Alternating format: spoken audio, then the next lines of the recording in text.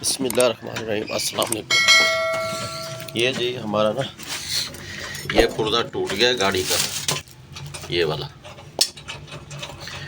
मिस्त्री साहब ਇਹਦਾ ਕੀ ਨਾਂ ਕੀ ਹੈ, ਇਹਨੂੰ ਕੀ ਕਹਿਣਗੇ? ਖਿੱਚ।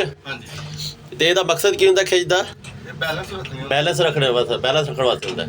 अच्छा जी, व्हील को बैलेंस करने के लिए ये इसको बोलते हैं जी खिंच। अब मिस्त्री की ज़बान में, मिस्त्री साहब की ज़बान में खिंच बोलते हैं। आप पता नहीं इसको क्या कहते हैं, ये नहीं मुझे पता। अब ये टूट गया इसका जी, ये वाला बैलेंस राड कह लें जी।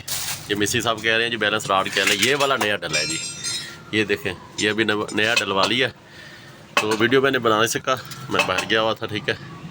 पर ये देखें जी, ये नया डला है अभी। इधर से ये समझ लें स्टार्ट है यहाँ तक, ये चीज़ है। ये व्हील को बैलेंस रखता है। जो हमारा व्हील है ना, वो ऊपर से गाड़ी के साथ लगने लग गया था, ये टूट गया था। तो चेक करवाया मिस्त्री साहब से और देखा नीचे, तो ये टूटा हुआ था व्हील बैलेंस। ये देखें जी, ये अभी नया डलवा लिया, ठीक है जी।